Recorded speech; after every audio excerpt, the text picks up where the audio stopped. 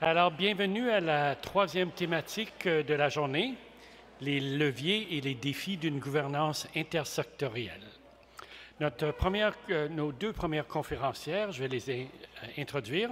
En premier, Lara Maillet, professeure agrégée à l'ENAP, titulaire de la chaire de recherche Canada en systèmes adaptifs en santé et services sociaux, directrice du laboratoire en recherche et intervention systématique en santé. Elle dirige également le Centre de recherche sur la gouvernance, CERGO, de l'ENAP.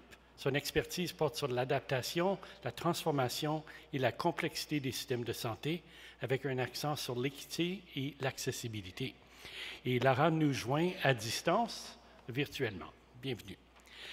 Deuxièmement, Nancy Deshôtels, cadre supérieur au CIUS de l'Estrie, CHUS, CHUS. Elle cumule près de 20 ans d'expérience en gestion transversale, principalement en gestion de crise. Depuis 2022, elle déploie un mode de gestion de proximité dans son organisation et supervise une équipe repartie sur 9 territoires locaux de service. Nancy? Je vais laisser Lara débuter.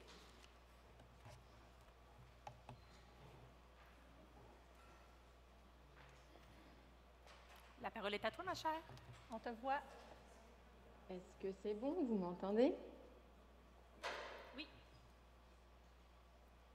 Alors, bonjour tout le monde, parce que c'est l'après-midi. Je suis bien heureuse d'être parmi vous. Je ne vous vois pas, donc je ne sais pas à qui je m'adresse, mais bon, j'imagine que vous êtes nombreux et que vous revenez d'une pause, donc tout va bien. Donc, aujourd'hui, on va vous parler de la gestion matricielle au sein des prémices d'une gouvernance de proximité. Donc, évidemment, dans le titre, ça n'apparaît pas la gouvernance intersectorielle, mais c'est clairement en lien avec ce qu'on va présenter aujourd'hui. Donc, tout d'abord, pourquoi on parle de tout ça? À l'origine, c'est vraiment la question de l'adaptation des systèmes et pourquoi c'est important de s'adapter au niveau d'un système. Il y a plusieurs raisons, en fait. C'est que si on regarde les organisations de santé, les systèmes de santé, oui, ils sont complexes, ok, mais en fait, la perspective qu'on utilise dans nos travaux, c'est la perspective des systèmes adaptatifs complexes. Et en fait, ces systèmes adaptatifs complexes, ils représentent plusieurs choses, dont l'auto-organisation, donc le fait qu'on puisse être autonome dans nos capacités à s'adapter en tant qu'individu, en tant que groupe et en tant qu'organisation et système. On est capable de cette auto-organisation parce qu'on n'est pas ostracisé et on travaille en collaboration avec des personnes dans notre environnement immédiat, mais aussi avec des organisations et des systèmes complémentaires à celui de la santé et des services sociaux. Et tout ça, ça génère des interactions entre de nombreux acteurs et entre de nombreuses organisations. Et c'est là qu'on s'en vient, c'est vers l'intersectoriel dont on parlera plus tard. L'adaptation, c'est quoi? Ça fait partie intégrante du système de santé puisque c'est en fait un changement en réponse à un stimuli, donc l'apparition constatée ou anticipée de nouvelles conditions au sein de l'organisation ou de l'environnement dans lequel on se situe. Ça peut être aussi un bon indicateur des capacités adaptatives organisationnelles puisque ça garantit le maintien d'un équilibre entre changement et continuité ou stabilité. C'est aussi un processus régulateur et vital pour toute organisation ou système vivant. Et dans le cas de l'adaptation aux besoins de populations vulnérables dont on parlait un peu plus tôt, ça peut aussi devenir un indicateur de performance de l'organisation. Ensuite, pourquoi on parle de gouvernance multiniveau? Parce que pour nous, c'est un espace accessible à différentes échelles qui va impliquer des acteurs qui proviennent de différentes structures et qui interagissent ensemble. Donc, ça stimule l'adaptation à 3 niveaux opérationnels, tactiques, stratégiques et on crée aussi des intégrations à la fois horizontales et verticales. Donc, la gouvernance, ça devient un espace par lequel on peut s'adapter de manière globale au sein de l'organisation ou d'un système via ces multiples niveaux. Et quelle que soit l'échelle à laquelle on se place, on retrouve un processus d'adaptation qui peut s'effectuer de manière similaire. Donc une gouvernance multiniveau, ça permet des intégrations horizontales avec un réel partage des connaissances et des informations entre les différents acteurs, tout en n'excluant pas une vision hiérarchique et de l'intégration et de l'adaptation au sein de l'organisation et avec les acteurs de l'environnement ou de l'extérieur. Donc voilà dans quoi on se situe au niveau de notre présentation aujourd'hui. Pour faire un bref rappel, l'origine de nos réflexions et des projets avec Nancy, c'est un petit projet qu'on a eu de financer via le RISUC qui est devenu plus ou moins le CARE. Ce n'est pas exactement ça, mais bref, c'était le RISUC, mais qui a pris fin en 2023. Et c'était un projet suite à la Covid et à la reprise post-pandémique où on souhaitait regarder tout ce qui se situait au niveau de la gouvernance et des turbulences. Donc, on voulait analyser l'expérience particulière de l'Estrie pendant la pandémie Covid-19, mais aussi regarder ce qui se passait depuis la reprise post-pandémique, puis jusqu'à actuellement, parce que le projet continue aujourd'hui et a fait des petits. Et on voulait regarder les apprentissages collectifs pour l'ensemble des régions ensuite au Québec ou même ailleurs, regardez ce que ça pouvait donner. Donc c'est sûr qu'on est sur les thèmes de la gouvernance et des turbulences et on a regardé de façon, on va dire, intersectorielle comment ça pouvait se passer aussi au niveau de ce territoire. Donc la gouvernance et l'innovation, c'est d'abord et avant tout la gestion de l'incertitude quand on est en contexte de turbulence. Il y a un auteur, Thomson, qui présentait l'incertitude comme un problème fondamental et universel inhérent aux organisations complexes et aux processus administratifs et de gestion. Mais en fait, ce qu'il disait surtout, c'est qu'il y a la pleine certitude, c'est plutôt de l'ordre de l'imaginaire. En gros, ça n'existe pas dans les réalités qu'on côtoie au quotidien. Donc, il faut mieux se préparer à accepter l'incertitude et à s'adapter pour y répondre au mieux, dans un système de santé comme ailleurs d'ailleurs. Et puis, évidemment, qu'est-ce qu'on entend par turbulence? Les turbulences, c'est plutôt des patterns de réactions provoquées par des rétroactions ou des feedback loops du contexte ou à un changement dans les conditions de l'organisation, du réseau ou du système dans lequel on est. C'est en fait ni une crise ni une adaptation en tant que telle, mais c'est plutôt un état intermédiaire, latent, mais qui n'empêche pas l'action. Donc ça, c'est important de se le rappeler. Finalement, c'est plutôt un facteur qui va impacter toutes les formes d'administration publique, donc notamment en santé, qui en fait partie, le système de santé qui en fait partie. Et les réseaux, selon Copenhagen et Clinch, sont souvent caractérisés par un environnement turbulent qui va déstabiliser les organisations. Donc c'est vraiment une vision ou une perspective qui est assez intéressante quand on regarde tout ce qui est gouvernance et turbulence, que ce soit en crise, polycrise, pandémie, post-pandémie. On a vraiment regardé ça avec cette lunette-là. Et le réseau, dans cette perspective, c'est une forme plus adaptée que les autres formes organisationnelles pour détecter et répondre de façon appropriée à une turbulence dans l'environnement ou dans le contexte, en raison de sa capacité à collecter et l'information, d'identifier et de mobiliser des ressources variées. Donc vous verrez le lien avec le réseau, c'est vraiment dans ce que Nancy va présenter, on fait référence à tout ce qui est réseau local de santé ou RLS ou RTS. On est vraiment dans une vision réseau et puis c'est ça qui est important de garder à l'esprit pour la suite. Alors pourquoi la gouvernance? Il faut prendre en compte les changements et les principes de l'innovation. Parce que ces principes fondamentaux, ils se basent notamment sur la collaboration intersectorielle ou la coopération même intersectorielle, une participation communautaire, une prise en compte des déterminants sociaux de la santé dans cette révision de la gouvernance, on va dire, innovante ou de proximité, et une flexibilité des processus de prise de décision. Donc, ce n'est pas forcément au niveau hiérarchique supérieur à prendre les décisions. Donc, il faut d'abord et avant tout se placer au plus proche de l'action. Donc, ça veut dire que parfois, il faut accepter que des prises de décision soient prises au niveau opérationnel ou terrain, si c'est là que l'action se passe. Et c'est vraiment une façon différente de voir les modalités et les mécanismes de gouvernance. Donc, il y a Ansel et ses collègues en 2021 qui ont travaillé sur les stratégies d'une gouvernance robuste. Et il y avait plusieurs étapes à ça, dont le bricolage, qui est quand même très à la mode, que ce soit au Québec ou ici en France, où je me trouve actuellement. On parle beaucoup de bricolage organisationnel, de bricolage et de gouvernance. Donc, je pense que ça a fait beaucoup réfléchir ces papiers-là de Ansel et ses collègues. Puis, évidemment, tout ce qui est en lien avec la mobilisation des ressources, que ce soit des ressources financières, mais pas que. Il y a des ressources en termes d'information, en termes de comment on se situe par rapport à nos partenaires. Est-ce que c'est vraiment des partenaires ou est-ce que c'est juste des personnes qu'on va chercher pour certains types d'enjeux ou certains types d'interventions, sans qu'on explicite ça comme un partenariat, on va dire, qui va durer dans le temps. Le fait d'avoir aussi une réponse au changement selon les aspects du problème, donc ça va aussi avec la mobilisation des ressources. Le fait d'avoir des acteurs locaux pour participer et pour donc adapter les mesures aux réalités locales. Donc on retrouve là l'idée d'être au plus proche de l'action. Donc en fait, toutes ces stratégies, elles s'imbriquent les unes avec les autres. Elles sont pas elles sont toutes complémentaires les unes par rapport aux autres.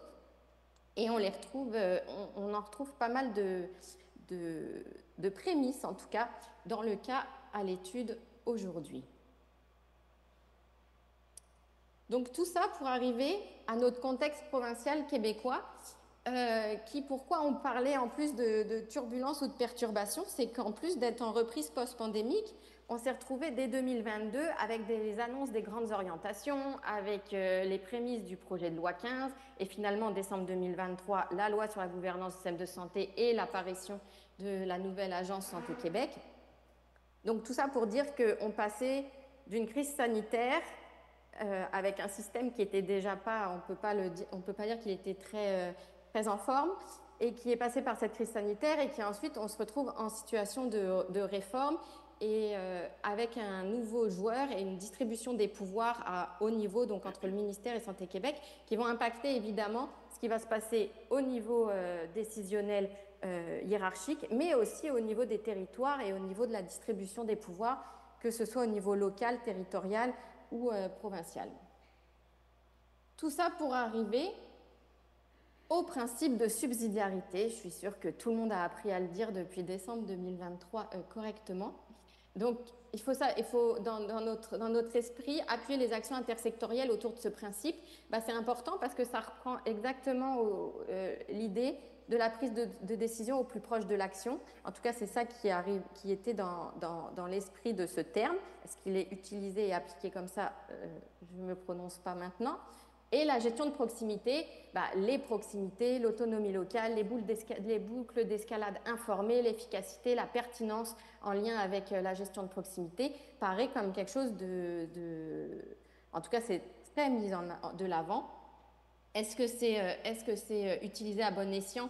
On ne peut pas se prononcer pour tout de suite, mais en tout cas, c'est un mot qui est apparu et qui je pense, va rester pour un certain temps. Donc, dans cette proximité, les décisions, elles doivent être prises au niveau le plus proche des citoyens, favorisant ainsi leur participation, leur implication dans les processus décisionnels, mais tout en respectant par exemple l'autonomie locale des communautés et des entités locales qui doivent agir en cohérence avec ce principe. En contexte de turbulence, ça donne quoi ce principe de subsidiarité? C'est l'adaptation des systèmes, ça signifie qu'on va devoir s'adapter à plusieurs niveaux. Donc je reviens au concept de gouvernance multiniveau. Quel que soit le niveau où on se place, on a une structure en place d'une gouvernance, et pour s'adapter et être au plus proche de l'action, va falloir mettre en place certains processus ou certains mécanismes, ou en tout cas les revoir et sortir de la boîte pour pouvoir les voir autrement, et ainsi rendre des services de proximité efficaces, dans le sens où on ne prend pas forcément les indicateurs de l'efficacité purement économique, par exemple, ou de rentabilité pure et simple, mais on peut rentrer dans une proximité efficace, le fait de répondre aux besoins de manière dynamique, parce que les besoins changent à travers le temps et selon aussi les contextes et les populations auxquelles on s'adresse. L'efficacité, ça peut être aussi le fait qu'on réponde à des enjeux populationnels, qu'on réponde au niveau de l'équipé. Donc, l'efficacité peut être aussi modulée de façon différente. Et quand on parle de la proximité, de quelle proximité il est question? C'est sûr qu'on est sur un terme qui peut se définir selon différentes approches. Donc l'approche de proximité, l'intervention, les services de proximité, la gestion de proximité, la gouvernance de proximité. Nous, aujourd'hui, on s'intéressera davantage à ce qui est gouvernance et gestion de proximité, mais il faut évidemment bien saisir que cette gestion et cette gouvernance de proximité a un qu'un seul but, c'est de finalement pouvoir rendre des services de proximité, généralement en utilisant des interventions de proximité ou des mécanismes d'intervention de proximité. Donc tout ça, ça rime dans une approche de proximité ou une approche même populationnelle. Donc c'est vraiment ces enjeux-là qu'il faut voir de façon comme des poupées russes. Voilà pour moi, Nancy. Je te laisse la parole. Merci, Lara. Lara n'avait pas la gestion du stress du minuteur juste ici. Donc, Lara, je vais devoir aller un petit peu plus vite là, pour rentrer dans notre temps, mais je veux vraiment bien expliquer le cas qui concerne justement les propos de Lara. Donc, le cas pratique de la colle. Donc, elle a parlé de bricolage. On bricole, bien, on a créé la colle, COL, pour la coordination opérationnelle locale. Je viens juste de la trouver, celle-là, je n'avais pas fait le lien avant. Donc, je vais vous exprimer brièvement le contexte qui entoure la colle. C'est moi qui fais les diapos, c'est vrai. Donc, on est au CIUS de l'Estrichus. On est le seul établissement de santé au Québec qui a un CIUS et un CHUS, bien, un CHU intégré dans l'organisation. Donc, on est un établissement de santé qui offre près de 100% des soins de santé sociaux à la population. Donc, de la naissance aux soins de vie, de la prévention aux soins spécialisés et surspécialisés. On voit ici la cartographie de l'Estrie. Donc, l'Estrie qui est un grand territoire de près de 13 000 km² qui est réparti en 9 réseaux locaux de services, donc nos fameux RLS, que je vais vous parler là, dans notre jargon dans les prochaines minutes. Donc, 9 RLS là, qui englobent l'Estrie comme tel. Structure organisationnelle comme l'ensemble des établissements de santé par hiérarchie, donc par direction, et non, bien sûr, par zone géographique, qui a une importance quand même dans l'histoire qui va suivre. Donc, je vais vous expliquer un petit peu notre modèle de gouvernance locale au CIUS de l'Estrichus. On est basé, en fait, on s'inscrit dans le cadre d'une politique de responsabilité populationnelle et développement des communautés qui a été créée en 2018. Et c'est à ce moment-là qu'on a créé ce qu'on appelle nos équipes RLS. Donc, c'est des équipes qui sont dans chacun de nos 9 réseaux locaux de services pour jouer justement le lien de proximité avec la communauté.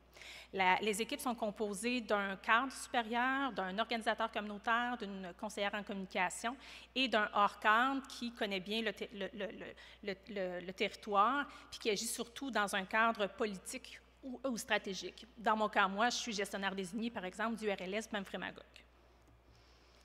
Donc, le rôle de l'équipe RLS, de façon plus spécifique, c'est de faire équipe avec les communautés locales afin d'agir collectivement sur les déterminants de santé priorisés. Encore faut-il les prioriser et les connaître, donc c'est un objectif un petit peu plus abouti, mais ça fait partie de la visée. Être à l'écoute des acteurs du milieu en vue d'agir ensemble sur l'amélioration des déterminants de santé, parce que souvent, dans les communautés, les gens du milieu sont beaucoup en reddition de compte envers nous, le réseau de la santé, sont en reddition de compte de savoir bien, comment va l'accès, j'ai pas eu d'accès, etc., au lieu de travailler en commun sur un projet en lien avec des déterminants de santé priorisés dans le territoire. Donc, c'est de défaire un petit peu ce lien-là de reddition de compte, puis comment travailler et agir ensemble avec les déterminants de santé.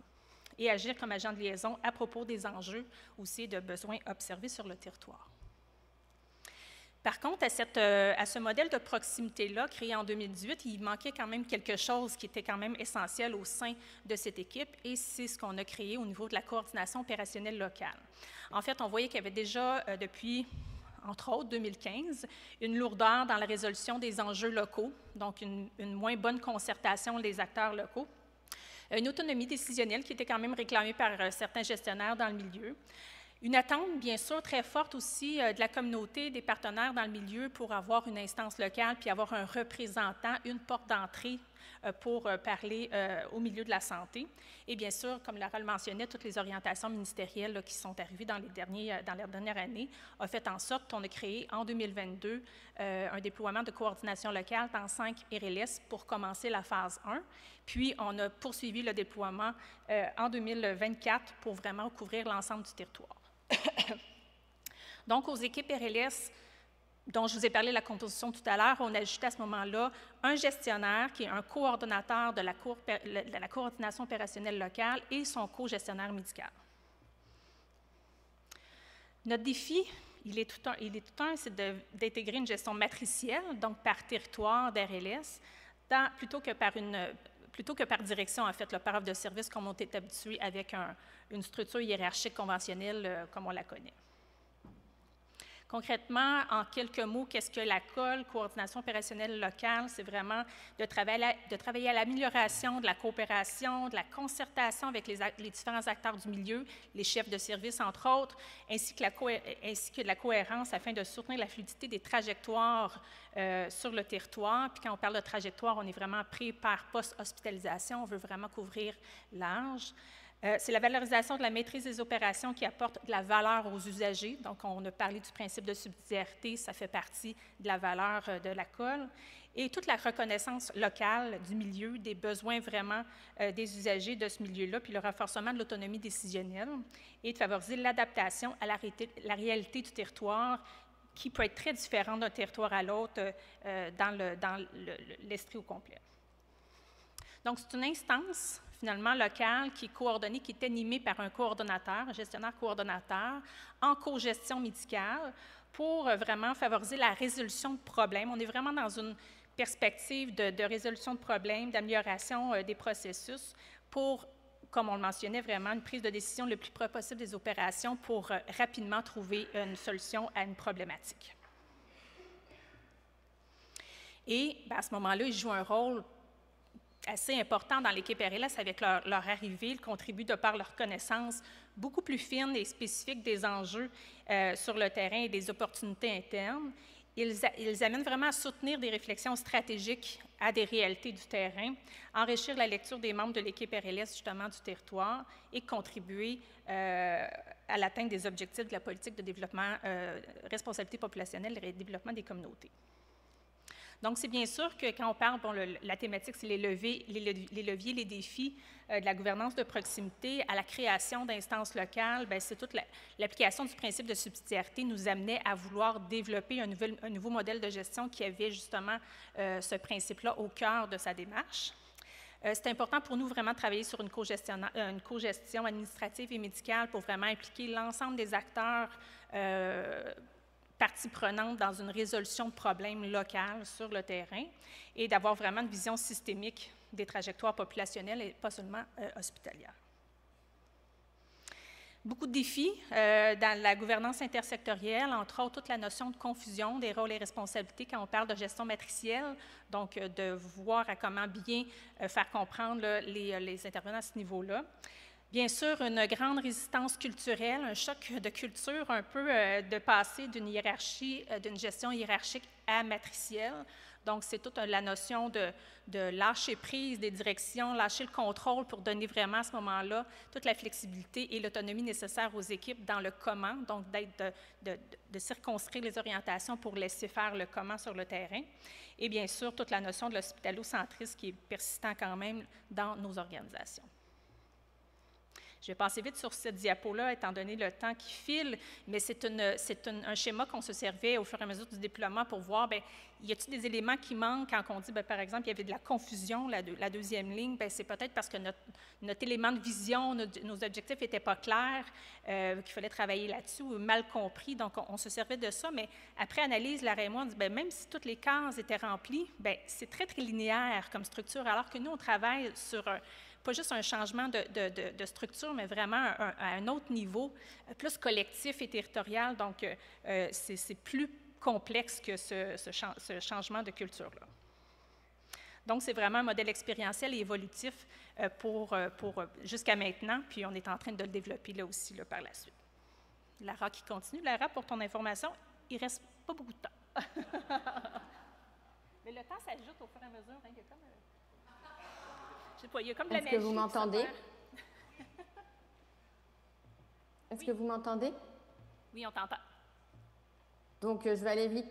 Mais en bref, on va vous partager les questions ou les réflexions que l'on se pose actuellement, puisque comme l'image précédente le montrait, on est en working progress, donc en travail continu en français. Et il y a un bug. Non. Donc, en fait, comment on passe de la crise de la gouvernance de proximité, la naissance d'écoles, c'est évidemment pas parce qu'il y a eu une crise que les écoles sont nées, mais ça a favorisé ce déploiement, on va dire peut-être plus vite que prévu ou de manière plus intensive que prévu. L'objectif, c'était de vraiment rapprocher la décision et la résolution de problèmes du terrain.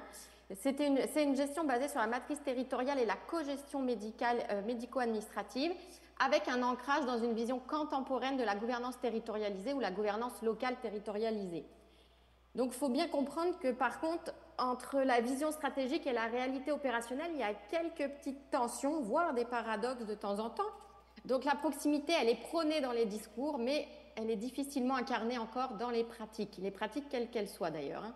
Le centralisme opérationnel demeure fort malgré les appels à la subsidiarité et la gouvernance locale, elle est quand même fragilisée parce que les leviers réels ou les ressources sont insuffisants, voire proches de l'inexistence quand on creuse un peu.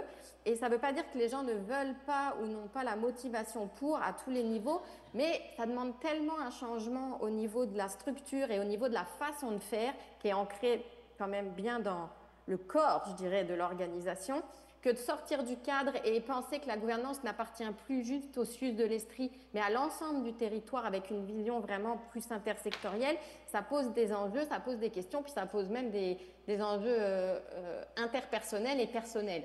Donc, ça va prendre en considération beaucoup au niveau de l'organisation dans son ensemble.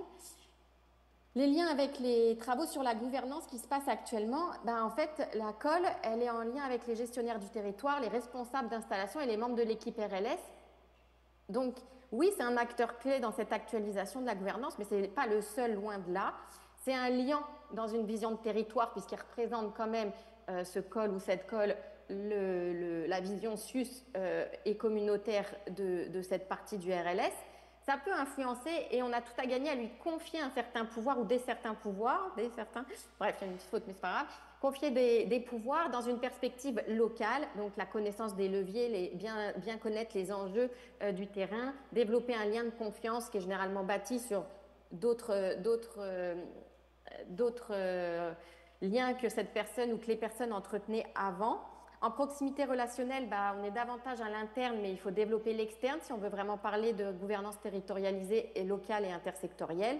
Et évidemment, on est très proche de l'opération des actions et de la population et des usagers qu'on veut desservir. Donc, on a vraiment cet aspect local d'une approche populationnelle. Donc, c'est vraiment intéressant à ce niveau-là. Et puis, pour renforcer la gouvernance territoriale, il faut évidemment clarifier les pouvoirs d'école et leur imputabilité, revaloriser la première ligne dans les choix budgétaires et organisationnels, accompagner ce changement au niveau de la culture managérielle, passer du contrôle à la facilitation, être un liant ou un acteur de connectivité, c'est vraiment important, tant pour un acteur individuel que pour un groupe d'acteurs, et évidemment mesurer les succès autrement, en termes de prévention, de continuité de soins, de collaboration ou de coopération intersectorielle, avoir des degrés de la mesure de cette collaboration-là de façon très pratico-pratique, et l'équité dont je parlais au début, je pense que c'est vraiment un des indicateurs qu'on doit mettre en place, comme les niveaux d'adaptation aussi par rapport au contexte, par rapport au changement, parce que c'est clair que les environnements turbulents, polycrise ou gestion d'urgence ne vont pas aller en diminuant. Et donc, je pense que on est vraiment au moment où il va falloir prendre en compte ça rapidement. Donc voilà, je vous remercie et désolée d'avoir dépassé le temps.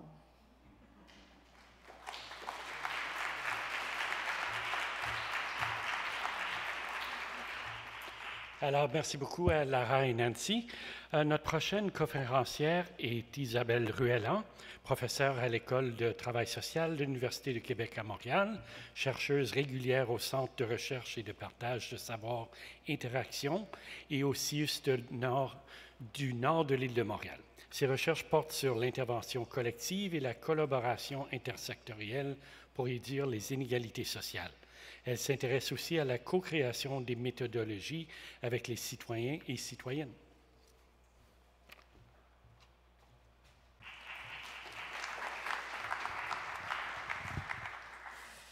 Je veux juste... Oui, c'est pas compliqué. Bonjour, c'est un peu intimidant, la salle comme ça, avec le petit lutrin, je dois avouer. Même si ce n'est pas ma première présentation, je suis quand même un peu nerveuse. Alors, bienvenue, je suis vraiment ravie d'être avec vous pour ce moment de réflexion, de partage très riche et puis de pouvoir donner une contribution à partir d'expériences, de documentation, de pratiques, de soutien qui posent des défis au niveau de la gouvernance intersectorielle, qui est le titre du panel là, sur lequel on va réfléchir collectivement avec mes collègues. Mais en gros, on plonge à Montréal et je dirais qu'on descend un peu aussi à un niveau, au niveau de l'analyse des pratiques de citoyenneté, de proximité. Donc, je vais vous parler aujourd'hui d'un contexte de recherche, une recherche multi-cas, donc une étude de cas multiples, qui cible le travail citoyen. Il y a comme un ciment. qui cible le travail citoyen de sensibilisation communautaire. Donc, on va un peu découvrir ensemble c'est quoi, et ses modalités de soutien. Donc, qu'est-ce que les réseaux de collaboration intersectorielle qu'on retrouve dans les différentes régions au Québec entre le milieu communautaire et le secteur public de santé et de services sociaux essentiellement, mettent en œuvre pour soutenir les initiatives citoyennes et aussi leur donner des ressources et des modalités de soutien pour orienter et donner des conditions de travail et d'emploi à ces pratiques-là. C'est vraiment ce qui est au cœur des questionnements qu'on va avoir ensemble. Et surtout, pour être transparente, c'est mon chapeau de sociologue du travail et des organisations là, qui va se faire aller avec des questionnements qu'on a, moi et mon équipe de recherche actuellement. Alors, vous dire un mot sur cette fameuse recherche qui se termine cet été. Fameuse pour moi parce que j'en ai plein la tête de ce projet-là actuellement, mais elle est plus connue, évidemment. Elle portait sur les pratiques citoyennes de sensibilisation communautaire qui ont émergé durant la pandémie, notamment sous les appellations de brigades de sensibilisation qu'il y avait dans les différents quartiers. Il y a eu des cellules de crise qui ont mobilisé toutes sortes d'acteurs à travailler autrement au niveau d'une action intersectorielle pour soutenir ces acteurs-là qui faisaient du porte-à-porte entre voisins. Souvent, c'était des initiatives citoyennes qui émergeaient dans des quartiers même désaffiliés des organismes communautaires pour avoir à cœur un peu le souci de l'autre, cette personne qui était peut-être moins au courant des messages de santé publique. Et ça a fait boule de neige dans certains réseaux, notamment à Laval et à Montréal-Nord, pour qu'on puisse soutenir ces initiatives-là et les pérenniser dans le temps. Donc, c'est des défis qui arrivent au niveau des pratiques de soutien et d'action intersectorielle qui viennent avec ça. Donc, la recherche cherchait à comprendre ces pratiques-là, mais aussi toutes les modalités de soutien qui viennent avec, pour voir un peu les impacts que ça peut avoir pour transformer l'action intersectorielle et surtout cette fameuse reproduction sociale des inégalités que tout contexte organisationnel tend à reproduire. Alors, rapidement, on est une belle gang. Il y a beaucoup de partenaires, donc le CIS Laval, des organismes communautaires et le CIUS du nord de l'île de Montréal, plusieurs organismes communautaires que vous pouvez voir là, et une équipe interdisciplinaire de professeurs, un à l'Université de Laval ici, que vous connaissez peut-être, Simon Vivier, Yannick Noiseux en sociologie à l'Université de Montréal, et des gens de l'ENAP et aussi de la communication à l'UQAM. Qu'est-ce qu'on a fait? On a étudié en profondeur pendant plus de 5 ans 3 milieux en particulier avec des observations, des rencontres, du shadowing. Donc, on a documenté les pratiques de sensibilisation, des entrevues individuelles et aussi une communauté de pratiques à la fois avec les gestionnaires et les personnes qui étaient en soutien à ces initiatives-là, mais aussi avec les acteurs, les agents de sensibilisation eux-mêmes. Rapidement, qu'est-ce qu'une pratique citoyenne de santé de proximité? C'est que ça appelle, quand on essaie de la soutenir, puis on se met à l'œuvre au niveau de gouvernance intersectorielle pour l'accompagner, des réflexions en termes de statut. C'est vraiment au seuil entre l'engagement citoyen, l'élan spontané d'un acteur pour sa communauté, pour s'engager avec la solidarité locale, mais aussi c'est quelque chose qui est utile pour le travail de proximité puis l'action en santé de proximité. Donc, on va essayer de soutenir par un salaire, une rémunération parfois ponctuelle. Donc, c'est vraiment un défi que ça pose lorsqu'on pense l'action citoyenne en termes d'activité de travail. C'est comme si on venait l'intégrer dans un réseau qui doit la soutenir et elle fait maintenant partie de l'organisation du travail de la santé de proximité. Donc, c'est ce seuil-là qui est intéressant avec ces initiatives-là à documenter. Ça pose des défis aussi au niveau de l'analyse parce que ça permet d'une part de documenter les activités de travail des subalternes dans le réseau, donc des personnes qui sont vraiment au bas de l'échelle de l'organisation des services de proximité. Ça pose ça rend la possibilité de l'analyse des rapports sociaux d'inégalité et de la reproduction sociale des inégalités plus concrète. C'est-à-dire que quand on part de ceux qui sont au plus bas de la ligne de l'organisation du travail, bien, on peut voir un peu qu'est-ce qui est reproduit en termes de rapports sociaux d'inégalité. Donc, c'est le pari qui est fait avec ce projet-là. Vous dire un mot sur les 3 cas sur lesquels on a posé notre regard.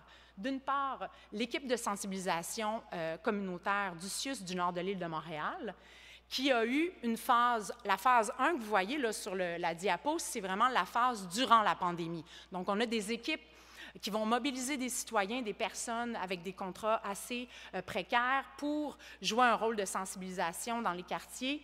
et des équipes donc très nombreuses qui, dans la deuxième phase de pérennisation, sont beaucoup plus restreintes en général, à la fois avec l'équipe de sensibilisation du CIUS du Nord, aussi avec le cas de la brigade Laval. Et là, je fais exprès de ne pas mettre le CIS Laval parce que c'est vraiment un réseau intersectoriel à la fois d'organismes communautaires et le CIS qui porte et qui est un peu l'employeur de ces acteurs-là, et ce, durant toutes les phases de l'implantation et du déploiement de ces activités-là, encore actives aujourd'hui, avec une dizaine de personnes là, qui habitent aussi la communauté.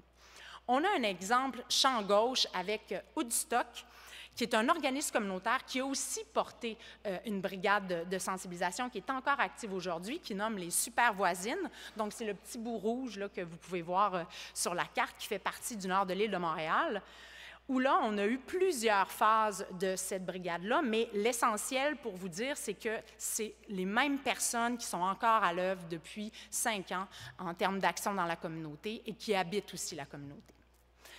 Qu'est-ce qu'une activité citoyenne de sensibilisation? On va cibler ça maintenant. C'est une activité qui va à la rencontre de l'autre. On est vraiment dans le travail citoyen de proximité, de dialogue dans les parcs, dans les maisons, dans les bibliothèques, dans les espaces publics, oui, autour du réseau des services de CLSC, mais vraiment au-delà. C'est un travail aussi qui se construit collectivement et qui est en général soutenu par des réseaux intersectoriels, là, ce qui pose des défis au niveau des conditions de travail et d'emploi et du soutien, comme on va le découvrir ensemble. Oui, OK, je cherchais le temps, il est gros comme ça.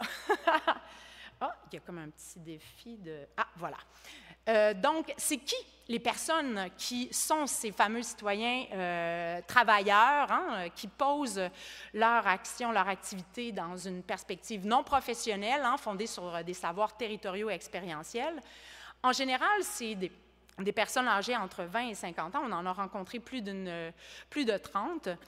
Qui font cette activité-là pour répondre aux besoins de leur entourage, donc vraiment une volonté altruiste, pour répondre à leurs besoins aussi de découvrir, d'en apprendre davantage et s'inscrire dans le réseau de travail de proximité puis de santé de proximité, mais aussi c'est pour répondre aux mandats puis aux besoins de leur organisation. Ils veulent être des bons employés qui s'engagent socialement. Donc, on est vraiment au seuil de ces deux réalités-là pour eux. Comment on soutient ces pratiques-là? Eh bien là, ça m'amène à vous parler de l'organisation du travail de ces trois milieux-là très différents, mais qui ont certains points communs sur lesquels je vais mettre l'emphase car il me reste peu de temps. Donc, on parle d'une institution immense, le CIUS du Nord. C'est porté par la Direction de la santé publique et plus précisément par l'équipe d'organisateurs communautaires, là, le soutien au travail citoyen de quartier. À Laval, on est vraiment dans une légitimité fondée sur le fait qu'il y a un consensus communautaire, à la fois au niveau des tables de quartier et des acteurs publics de santé pour soutenir ces initiatives-là, alors qu'avec Woodstock, on soutient les pratiques citoyennes de proximité dans une perspective militante pour agir et être cohérente et en phase avec nos valeurs, où on fait du par et pour, puis on veut vraiment transformer les choses. Qu'est-ce qu'il y a de commun aux modalités de soutien de ces pratiques-là dans les différents milieux? D'une part, comme je l'ai mentionné tout à l'heure, on voit que c'est des réseaux de collaboration intersectorielle dans l'ensemble des initiatives. Je l'ai moins nommé pour Woodstock, mais eux s'inscrivent vraiment dans une lutte sociale antiraciste, anti-oppressive, où les super voisines deviennent comme des icônes, des exemples qui montrent que le travail citoyen de proximité peut être cohérent en phase avec des valeurs alternatives pour un monde meilleur. Alors, on est vraiment dans un réseau de collaboration qui va marier plusieurs organisations et de différents secteurs. C'est un processus aussi de mobilisation communautaire dans les trois cas, même si c'est porté par le CIUS sur le long terme, donc c'est pas né out of scratch, excusez mon anglicisme, mais c'est vraiment inscrit dans une volonté d'engager les personnes de proximité dans un travail collectif. Et c'est soutenu par la multiplication d'espaces de prise de parole, où oui, des fois, on prend des décisions pour gérer les turbulences et tout, comme mes collègues parlaient tout à l'heure, mais où on discute, on prend le temps de prendre un café, un peu comme ici aujourd'hui. On a le temps aussi de dialoguer sur les défis qu'on rencontre au quotidien, à faire face à de l'isolement social qui est extrêmement douloureux à voir parfois, puis on n'est pas outillé pour ça parce qu'on n'est pas nécessairement des intervenants, et ça, on nous le rappelle souvent quand on est travailleur citoyen de proximité. Et plus précisément, c'est des pratiques quotidiennes de terrain qui sont faites avec un soutien étroit d'organisateurs communautaires, que ce soit du CIUS ou des acteurs pivots là, dans le cas de Woodstock. Et c'est surtout, puis là, il y a plusieurs gestionnaires autour de la table aujourd'hui, l'ingéniosité managériale. Dans les 3 cas, ce n'est pas un projet qui existait, ce n'est pas un projet qu'on nous a demandé au niveau ministériel de réaliser. C'est quelque chose qui est né de la base et pour lequel on a fait des montages financiers. On a même, et là je vais dire le mot, détourné la mesure des éclaireurs qui étaient débarqués à l'époque pour en faire quelque chose qu'on a mis sur la table de la communauté. Puis là, je pense entre autres au cas du 6 Laval. Puis on a dit, bon, on a cet argent-là. Vous avez déjà développé du travail citoyen de proximité. Comment on peut se mettre ensemble pour soutenir ce qui est déjà en marche afin que cette mesure-là prenne tout son sens? Donc, vraiment, l'ingéniosité managériale est au cœur de la gouvernance collaborative qui soutient tout ça. Je n'aurai pas le temps de vous expliquer les conditions de travail et d'emploi des différents milieux, mais on s'entend que c'est relativement précaire comme conditions offertes, des mandats des fois non récurrents, à contrat, avec des conditions salariales au plus bas de l'échelle. Je ne sais pas si vous pouvez le lire. Oui, c'est assez grand. Donc, un statut relativement précaire, des horaires à temps partiel, avec parfois des modalités de gestion horizontales, mais d'autres plus hiérarchiques, tout dépendant des initiatives. Des points communs de tout ça, c'est un financement instable, des initiatives parfois philanthropiques, surtout durant la pandémie, avec Fondation Montréal, entre autres Croix-Rouge. Le Je contribue qui a nourri le flot pour que ça puisse devenir vraiment des équipes stables, mais évidemment, ça s'est arrêté avec la pandémie. Comme je parlais tout à l'heure, la transformation dans les 3 cas documentés, en tout cas les 2 liés avec l'action publique des éclaireurs, une intégration aussi marginale des ASC, bien, les agents de sensibilisation communautaire, ces fameux acteurs-là citoyens, dans les collectifs de travail déjà existants au niveau des structures, là, surtout au niveau du CIUS du nord de l'île et de Laval.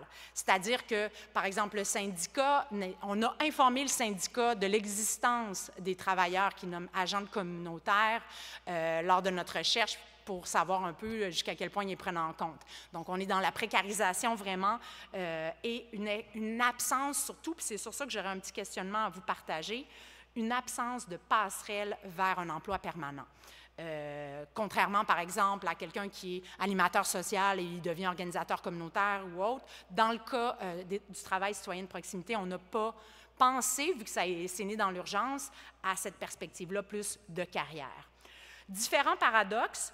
Un premier, le paradoxe de la qualification de ces travailleurs de proximité-là. Et là, j'ai une petite citation qui accompagne chacune des tensions. Ce ne sont pas des intervenants. OK, ce ne sont pas des intervenants, mais ils sont exposés dans la première ligne de leur expérience en cognant à des portes où ils rencontrent des fois des situations extrêmes de misère humaine, j'oserais dire. On a eu des histoires vraiment très tragiques là, de situations auxquelles ils ont été exposés. Puis on leur dit non, interviens pas, partage des ressources, sensibilise aux ressources existantes ou appelle l'ambulance si le cas l'exige, mais surtout n'interviens pas, tu n'es pas intervenant. Donc, mais en même temps, c'est pratique que tu sois là parce que ça fait une différence. L'autre paradoxe, puis je vais terminer avec ça, il m'en reste un dernier, là, mais c'est la fameuse tension qu'on retrouve avec tous les travailleurs du CARE entre l'essentialisation et la naturalisation de leurs compétences. Et là, j'ai une citation vraiment intéressante. Ça aide quand même qu'ils parlent 4 à 5 langues, parce que c'est souvent des personnes immigrantes, racisées, et qu'on prend pour, comme, on va naturaliser le fait que ça peut être pratique de parler plusieurs langues quand tu fais du porte-à-porte dans les quartiers multiculturels, qui est à peu près là, les contextes dans lesquels j'ai fait la recherche. Et laissés à eux-mêmes, bon, mais ce fameux soutien-là, ce qui crée, quand le travail est bien fait, c'est qu'il augmente les demandes pour le réseau de la santé et des services sociaux. Et souvent, du point de vue d'un travailleur de proximité citoyen, bien, on veut aller au bout puis répondre aux besoins de la personne, sauf qu'il augmente la quantité de gens qui vont aller faire des demandes au réseau, mais le réseau ne fournit pas nécessairement à cette nouvelle demande qui vient des milieux les plus éloignés, je dirais, des ressources de santé et de services sociaux, comme notamment le nord-est de Montréal-Nord. Donc, on offre des personnes éloignées, mais on ne peut pas les accueillir dans le système. Donc, la phrase qui est là, que je n'aurai pas le temps de lire, est assez parlante pour ça. Voilà, je dépasse, mais largement. Je vous remercie, puis on pourra réfléchir aux questions que je propose à la fin. Merci.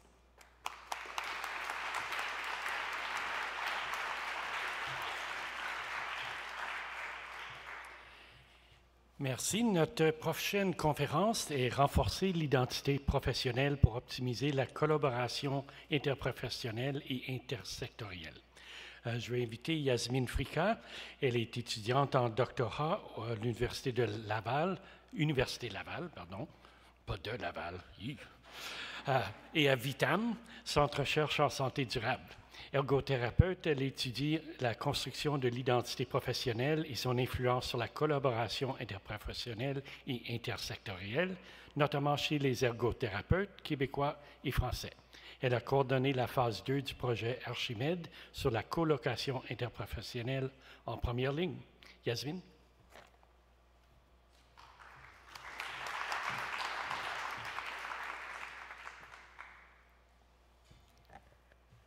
Bonjour à tous et merci pour l'introduction. Je vais juste commencer par une petite blague. J'ai fait une conférence en France et on m'a dit que j'étais pas à l'Université Laval, mais j'étais à Laval, la ville en France. Fait que, juste comme ça. Fait que je vais prendre ça.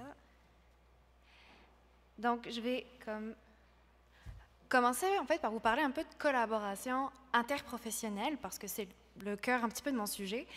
Mais je trouve que ça s'applique pas mal aussi à la collaboration intersectorielle sur le principe que ce sont tout simplement des gens qui s'assoient autour d'une même table et qui doivent collaborer.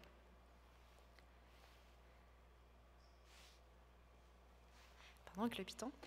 Donc, je m'intéresse un peu plus à la question de comment ça se passe, la collaboration, et surtout aux compétences qui sont nécessaires pour collaborer.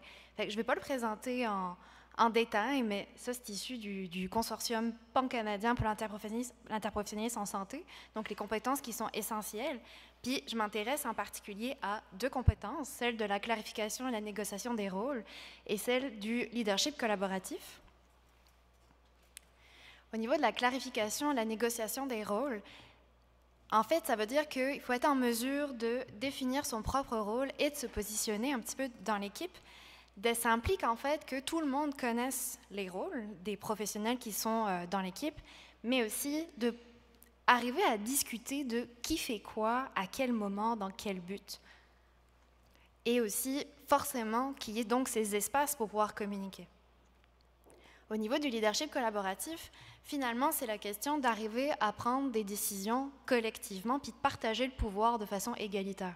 C'est quelque chose qu'on a quand même parlé finalement tout au long de la journée, cette question un peu de rapport plus égalitaire dans le pouvoir, dans la prise de décision.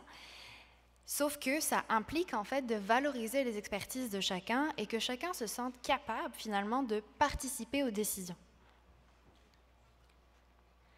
Au final, je m'intéresse à ces enjeux plus particulièrement sous l'angle en fait de l'identité professionnelle et de la capacité à agir et à négocier, parce qu'au final, on se rend compte que, oui, il y a beaucoup d'égalité de pouvoir entre secteurs, mais entre professionnels aussi de la santé puis des services sociaux. Et ça peut créer en fait plusieurs enjeux, ces inégalités-là. Donc, ce qu'on va regarder un petit peu plus. Avant ça, quand même, définition, pour qu'on soit d'accord sur qu'est-ce que c'est l'identité professionnelle. C'est avant tout une forme d'identité sociale qui se décline un peu sous une forme collective, c'est-à-dire ça se forme à partir d'un champ de pratique et des savoirs et des valeurs fondamentales d'une profession ou d'un groupe, plus largement, et aussi d'une version plus individuelle qui est en fait qui je suis en tant que membre d'un groupe ou en tant que professionnel dans le cas des professions. Et ça repose vraiment sur la reconnaissance de cette identité par les autres et un certain sentiment d'unicité, dans le sens que je suis capable de me distinguer des autres. Ce qui est important de souligner dans la construction de l'identité professionnelle, c'est que c'est un phénomène qui est fondamentalement interactif. C'est-à-dire que ça se passe vraiment par des interactions entre les individus, des négociations entre les individus, mais aussi avec soi-même pour être capable de donner du sens un petit peu à qui on est au fur et à mesure de nos trajectoires. Qu'est-ce qui est intéressant dans l'identité professionnelle ici, dans ce contexte-là, c'est qu'en fait, ça permet de comprendre un petit peu pourquoi certains professionnels ou certains individus arrivent peut-être mieux à clarifier, à négocier leur rôle que d'autres et aussi à prendre part aux décisions. Donc, c'est finalement essayer de répondre à la question de comment on fait pour que les gens co-construisent réellement les décisions, la vision commune, puis les solutions pour répondre à une situation problématique.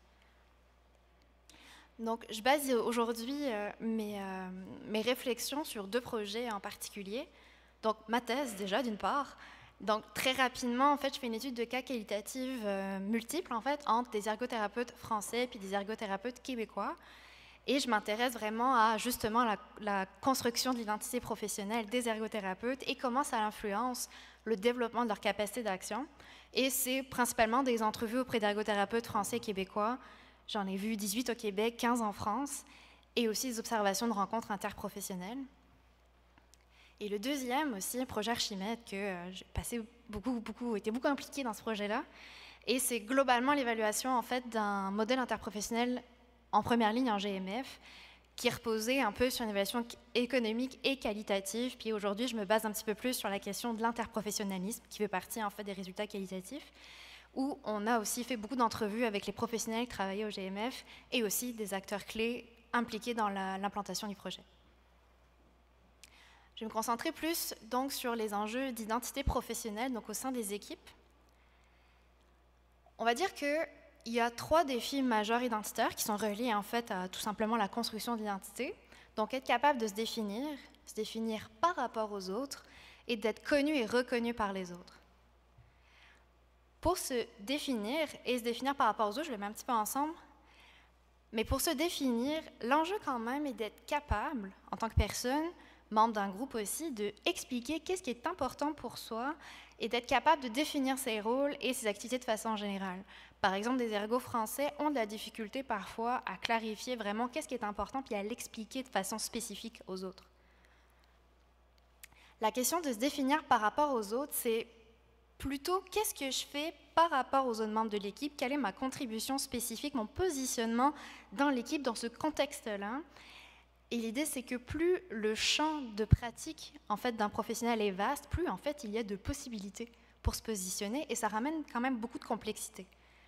Et forcément, c'est quelque chose qui va énormément varier avec le mouvement de personnel. Donc, plus l'équipe est instable, plus c'est difficile parce qu'il faut toujours reconstruire qui on est, à quel moment, dans quelle équipe, avec quel professionnel.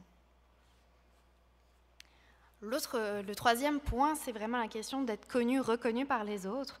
Donc, c'est vraiment une question de reconnaissance, de l'expertise et de la valorisation par les autres. Et globalement, qu'est-ce qu'on constate partout? Puis j'ai fait beaucoup de milieux de pratiques différents, y compris la première ligne ici. En fait, il y a beaucoup de méconnaissances. Personne ne sait qui fait quoi. De base, c'est quand même un enjeu quand même très présent. Et c'est difficile parce qu'en fait, il y a une multitude d'acteurs. Ensuite, on voit beaucoup, en fait, cette question de connaissance par quelles sont les références et les attentes qu'ont les autres envers nous. Puis souvent, en fait, quand on ne connaît pas la personne ou le professionnel ou l'individu, qu'est-ce qu'il fait? En fait, on n'a pas d'attente envers lui. Donc, ça pose quand même quelques enjeux aussi pour être capable de les intégrer dans les prises de décision. Et tout ça, c'est influencé quand même beaucoup par la qualité de la relation qu'ont les acteurs ensemble. C'est quoi les conséquences un petit peu de... Alors, surtout d'ergothérapeutes ici qui ont présenté une identité professionnelle plus fragile. Alors, en fait, dans les 2 cas, on est dans une identité plus fragile, mais on a comme deux oppositions un petit peu dans les comportements qui sont démontrés. Soit on va être vraiment d'un côté très se laisser définir par les autres. Donc, on n'est pas très fort dans se définir soi-même. Donc, on va beaucoup être influencé par comment les autres nous perçoivent, qu'est-ce qu'ils vont dire de nous, et on ne va pas forcément venir les corriger ou... Peut-être on ne se sent peut-être pas légitime pour le faire non plus. Et on ne se sent pas légitime alors pour participer aux décisions. Qu'est-ce qui arrive? C'est que finalement, on ne participe pas. Puis même si on le sollicite, on va dire « non, c'est correct, j'ai rien à dire ».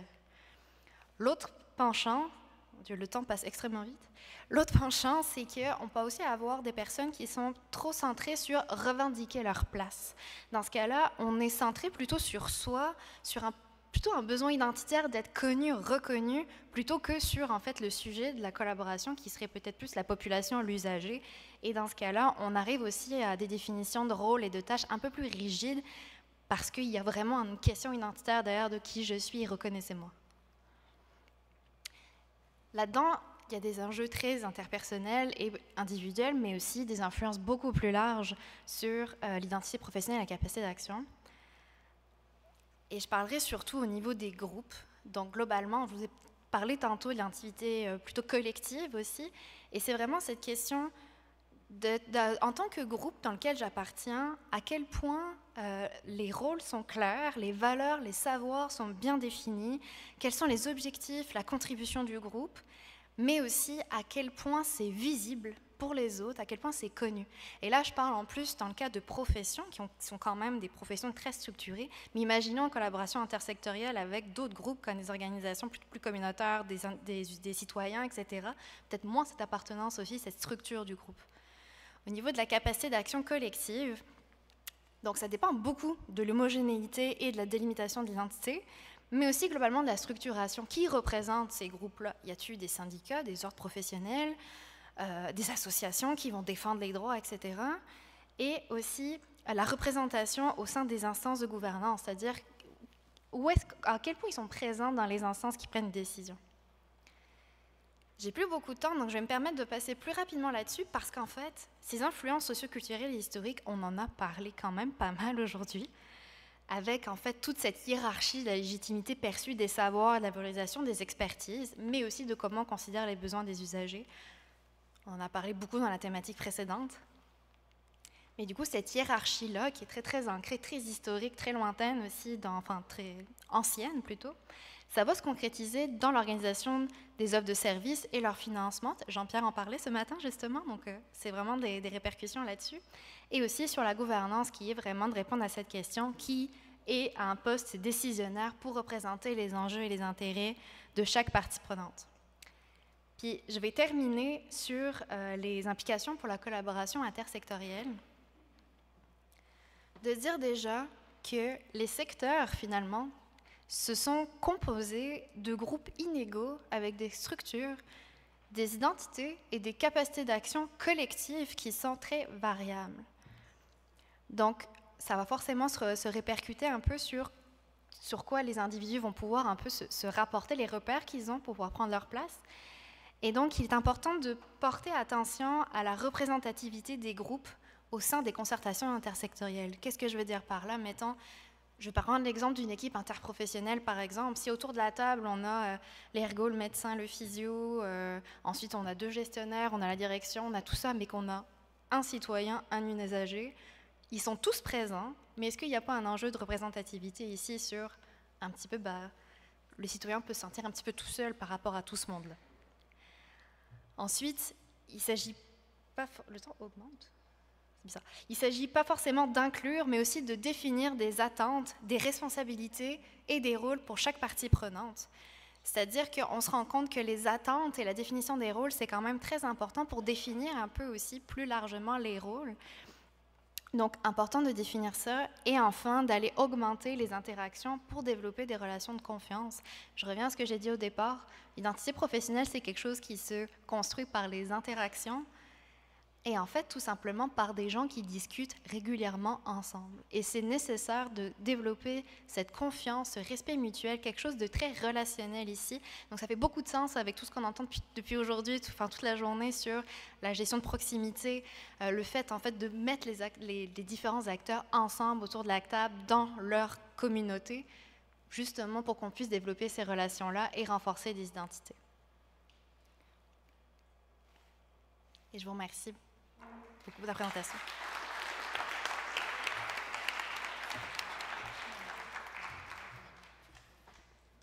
Merci Yasmine.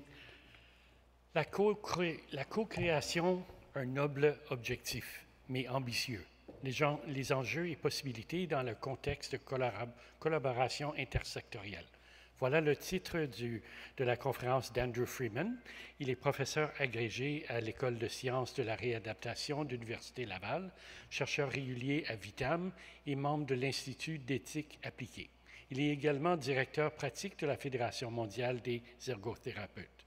Ses recherches portent sur les conditions qui permettent aux professionnels de la santé de fournir des services de qualité dans des contextes variés.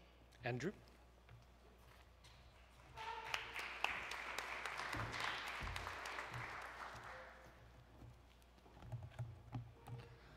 Alors, bonjour. C'est vraiment un plaisir d'être avec vous aujourd'hui. Comme dans de nombreux domaines, faire avancer les innovations sociales en proximité nécessite une collaboration efficace entre une variété d'acteurs, les prestataires de services directs, les gestionnaires de systèmes de santé et services sociaux, les municipalités, les organisations communautaires, les chercheurs, les usagers de services et les citoyens.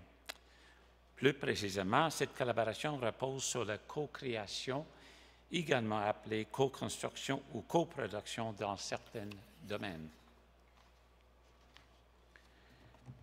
Bien que le terme de co-création soit devenu presque omniprésent et que son sens et son application soient souvent confondus, il reste un ingrédient essentiel pour progresser de manière significative, notamment en raison de la complexité intrinsique qu'il faut gérer. Bien que les intérêts des différents partenaires soient complémentaires, leur mission spécifique et la manière dont elles sont définies peuvent différer, tout comme les obligations particulières auxquelles ils doivent répondre et les contraintes dans lesquelles ils doivent évoluer. De plus, le degré de complexité intrinsique à chaque groupe de partenaires peut varier considérablement. Par exemple, les prestataires de services directs et les gestionnaires employés par une organisation comme le Sears Capital National évoluent au sein d'une organisation hautement complexe, soumise à de multiples exigences. Une perspective de la complexité reconnaît l'existence de multiples éléments en interaction. L'une des conséquences de cette réalité est que de nouveaux défis peuvent émerger, mais aussi et surtout de nouvelles perspectives. Ainsi, l'idée d'émergence est essentielle dans le cadre de la complexité. Ainsi, la question est de savoir comment réagir de manière pertinente face à l'inévitable complexité, c'est-à-dire comment répondre efficacement à de multiples éléments en interaction avec des aspects émergents en contenu. Pour revenir à mon point de départ, une partie importante de la réponse à cette question réside dans la co-création. Kitchener et ses collègues ont donné la définition suivante de la co-création, un processus collaboratif de résolution de problèmes par lequel deux ou plusieurs acteurs, publics et privés, tentent d'améliorer la valeur publique par un échange constructif de connaissances et de ressources. Comme le note Foudria, les éléments essentiels de ce processus sont les suivants. Expérimentent et confrontent les points de vue qu'ils ont, s'engagent dans un processus d'intercompréhension des points de vue respectifs et de recherche de convergence entre ceux-ci, cherchent à trouver un accord sur des traductions de leurs points de vue qu'ils ne jugeraient pas incompatibles entre elles pour arrêter un accord. Un élément clé que je souhaite souligner ici est la découverte d'une nouvelle façon de voir les choses, à laquelle aucun acteur n'aurait probablement abouti individuellement. Le principe fondamental sous-jacent donc au processus de co-création comprennent les suivantes. Des perspectives divergentes existent pour les raisons légitimes. Chaque partie prenante a des obligations qui doivent être respectées. De nombreuses parties prenantes sont confrontées à des contraintes. Donc, pour parvenir à une co-création efficace, il faut que nous comprenions le mandat et la réalité des autres parties prenantes et qu'elles comprennent la nôtre. Tout cela peut sembler assez évident. Cependant, en réalité, pour diverses raisons, parvenir à la co-création n'est pas nécessairement facile. Par exemple, comme l'illustrent les points que je viens de mentionner, il est essentiel que chaque partie prenante prenne le temps de comprendre les autres. C'est-à-dire, les parties prenantes doivent accepter que leur façon de voir les choses n'est pas la seule perspective légitime. Permettez-moi d'illustrer brièvement pourquoi cette idée apparemment simple n'est pas nécessairement évidente. Si je vous demande qui est en faveur de services de qualité, je suis certain que vous répondrez tous, bien sûr que nous le sommes. Cependant, si je vous attribue maintenant différents rôles, par exemple, citoyen, usager de services, prestataire de services directs, gestionnaire, bailleur de fonds, ordre professionnel et universitaire, vos réponses précises à cette question pourraient différer considérablement en raison de la nature de vos rôles, y compris les obligations auxquelles vous devez répondre et les contraintes dans lesquelles vous devez fonctionner. Autrement dit, cela ne change rien au fait que toutes les parties prenantes demeurent profondément engagées envers la qualité.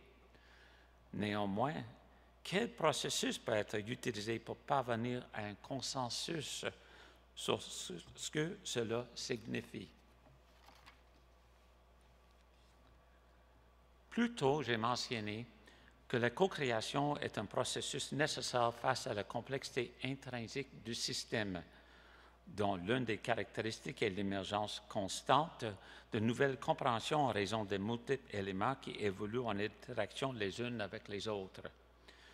Ce point met en évidence un autre défi important pour les décideurs organisationnels. Ils sont obligés de jongler efficacement avec deux forces opposées. Tout planifier à l'avance et, en même temps, est en mesure de réagir aux situations et aux perspectives émergentes. Lorsque nous réfléchissons au processus de co-création, nous ne pouvons pas éviter la question de pouvoir. Qui décide quelles perspectives sont légitimes et sur quelle base? Comment le statut est-il compris et comment pourrait-il influencer le travail réalisé ensemble? Lié à cette discussion est l'importance d'être clair sur l'autorité légitime par rapport à l'autorité discutable. Par exemple, il peut être raisonnable et important de remettre en question et de clarifier les notions présumées d'autorité basée sur les idées d'expertise. Cela diffère de la reconnaissance de l'autorité associée aux obligations réditionnelles directement liées à certains rôles. Par exemple, bien qu'il soit souhaitable que le PDG d'une organisation de santé et de services sociaux s'engage dans une co-création avec les parties prenantes, partenaires concernés, cela ne change pas la nécessité pour le PDG de prendre certaines décisions liées à son mandat. Le dernier point que je souhaite aborder concernant les obstacles potentiels à la co-création concerne les dynamiques réelles de travail collaboratif. Comme nous le savons tous, même si nous pouvons souvent convenir qu'il est important de travailler ensemble, divers défis peuvent émerger. Foudrière en a identifié plusieurs, dont certains sont mentionnés sur cette diapositive.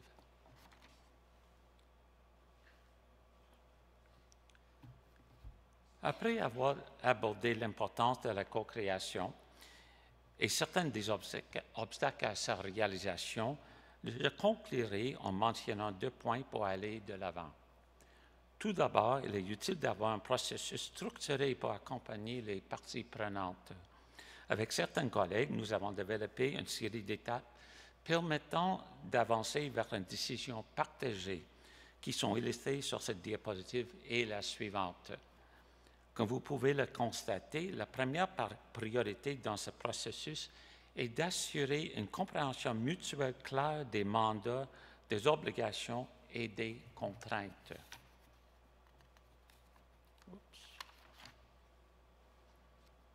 Les questions suivantes conduisent des acteurs vers des domaines d'accord, tout en reconnaissant les limites possibles de ce qui peut être convenu.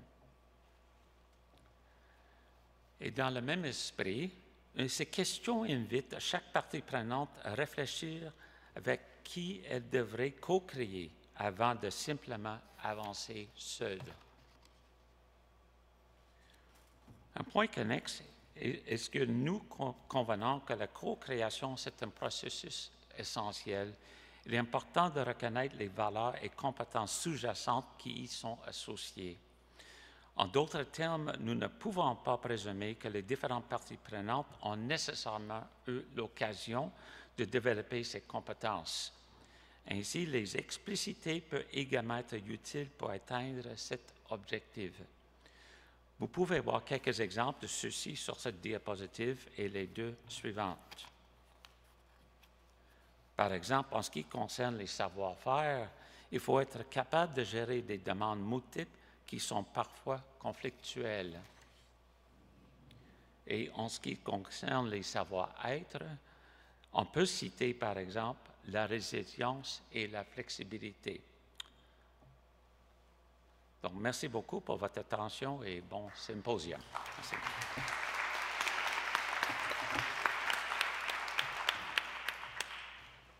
Alors, merci beaucoup, Andrew. J'ai beaucoup aimé le titre d'un des papiers que vous avez cité, « 5 têtes valent mieux qu'une ». Alors, c'est un bon titre de projet. On va dire 4 têtes valent plus qu'une ici pour notre panel. Alors, c'est la dernière chance pour vous déjeuner aujourd'hui, demander des questions. Alors, venez au micro quand vous êtes prêts et je vais demander une variation sur les questions que j'ai posées à tous les panélistes depuis ce matin. Et je vais commencer avec quels sont les ingrédients essentiels de l'innovation sociale en première ligne? Je ne sais pas qui veut s'attaquer à cette question en premier. Oh, Yasmine.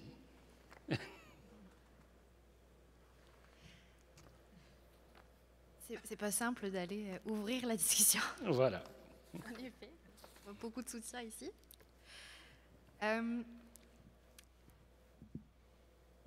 Quels sont les ingrédients? C'est ça la question. Dans le fond, je pense que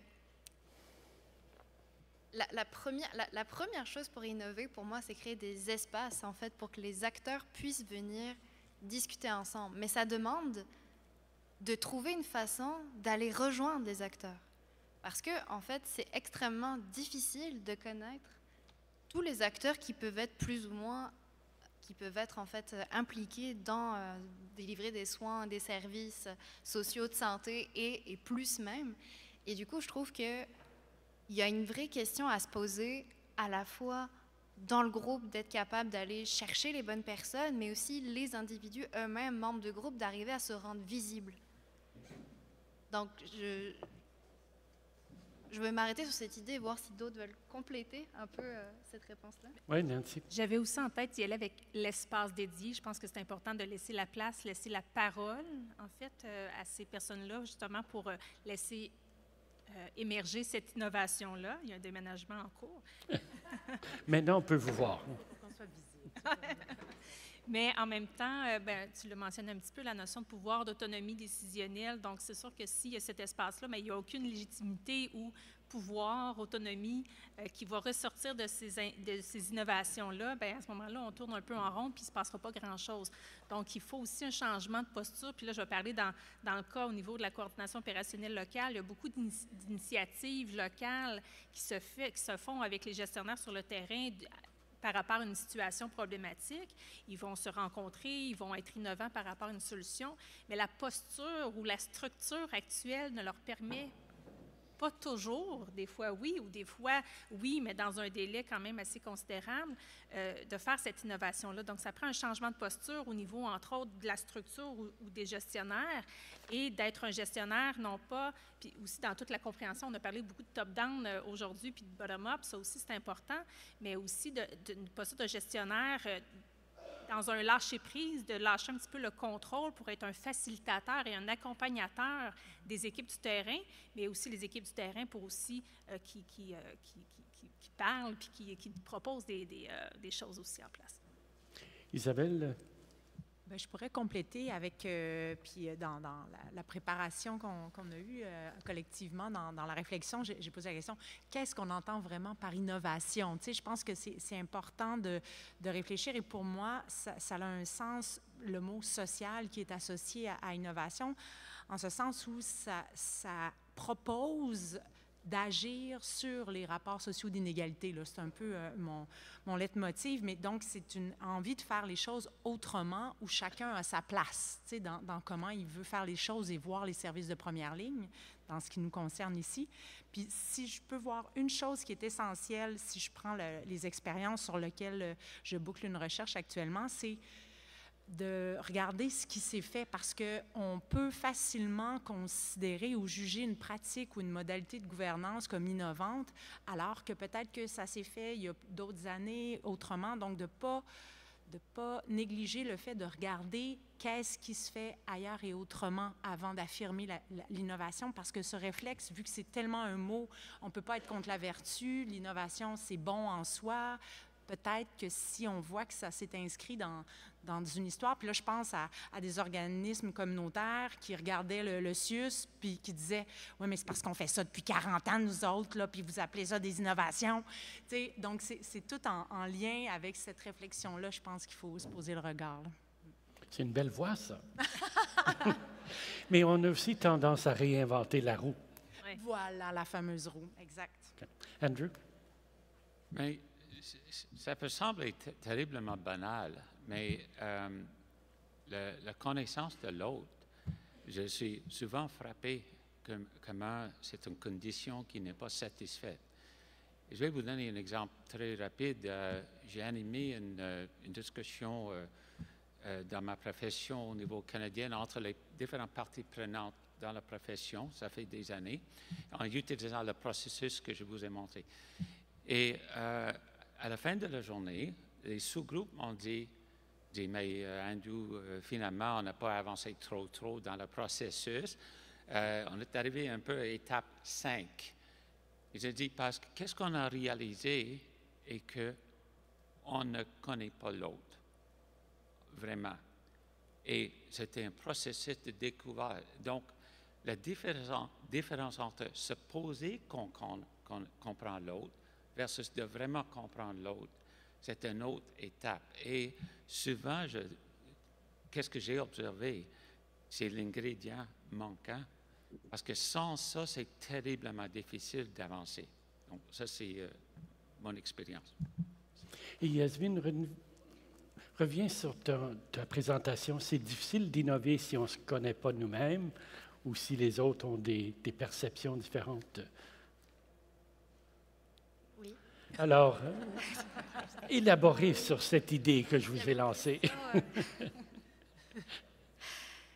Mais c'est ça. Avant ça, je voulais rebondir quand même sur ce que tu disais, Andrew, mais on a tous des biais cognitifs, dans le sens où l'identité qu'on construit par la socialisation fait qu'on est imprégné d'une culture qui définit nos normes, notre manière de voir le monde, notre manière de comprendre les choses, de qu'est-ce qui est important, et on a toujours tendance à supposer que tout le monde pense comme ça. Donc, c'est un peu cette question de d'abord se positionner aussi envers soi-même, d'avoir cette réflexivité, de se questionner sur quelle est ma posture, puis qu'est-ce que je prends pour acquis, qui est peut-être pas si acquis que ça pour tout le monde. Ensuite, je reviens du coup à cette question d'identité avec cette interaction entre comment je me définis moi-même, comment les autres me reconnaissent. Et c'est là où je vais faire quand même plus le lien avec la question des groupes d'appartenance. Parce que finalement, moi, ce que je constate un petit peu dans ma recherche de thèse, justement, c'est que, par exemple, en France, où les groupes professionnels sont vraiment beaucoup moins structurés que ce que c'est le cas au Québec, ben, en fait, le groupe ne donne pas assez de repères sur lesquels se baser pour être capable d'expliquer qui on est, qu'est-ce qu'on fait et pourquoi on est là. Et surtout, même si les ergos sont capables quand même d'expliquer ce qu'ils font, ils ne sont pas forcément capables d'exprimer la contribution puis l'impact qu'ils peuvent avoir sur les services de manière générale, ce qui leur rend très difficile de se positionner et donc de participer à des enjeux peut-être un peu plus grands que juste la pratique quotidienne clinique. Parfait. Alors, je veux inviter Nancy Côté à venir dire quelques mots de clôture en vous remerciant. Merci.